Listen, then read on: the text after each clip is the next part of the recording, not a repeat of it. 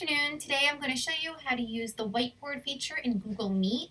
So I'm going up to my waffle and going to Google Meet. I'm going to start a meeting. I do not need to give it a nickname. Clicking allow and join now. If I needed to send out my Google Meet link, there it is. Most of you are using the one through Google Classroom. Now to get the whiteboard, I'm going over here to the three dots on the bottom right, and I'm going to Whiteboard. Now you can use a new whiteboard or choose one from Drive that you've already saved. I'm doing a new one. And here is the whiteboard. So from here, I can draw on the whiteboard, I can erase, I can select, I can type in it. Click Save. That adds a sticky note. I can add images. So if I wanted to do something where the kids move things around, I could. I could create shapes, add text boxes, and use a laser pointer. So if I wanted to point things out to a kid, I could. So another cool feature of this is you could also share your Jamboard.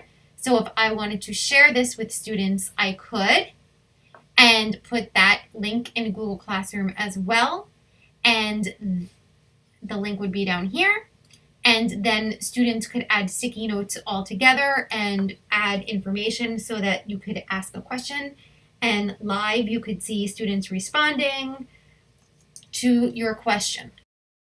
Just a few more features, you can add a background, clear it out, and start again. This is the basic features of a Jamboard.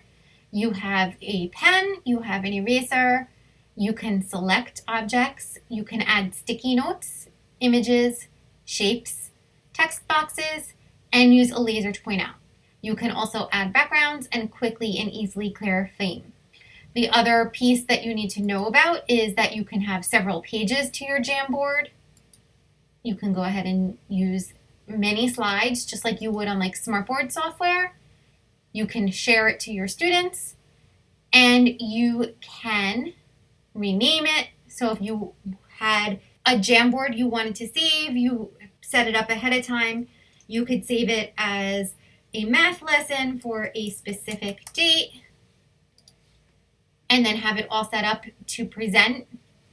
You could also download it as a PDF if you needed to share it with students for later. And that's pretty much it. If you have any questions about using Jamboard, please feel free to email me at any time. I hope this helps.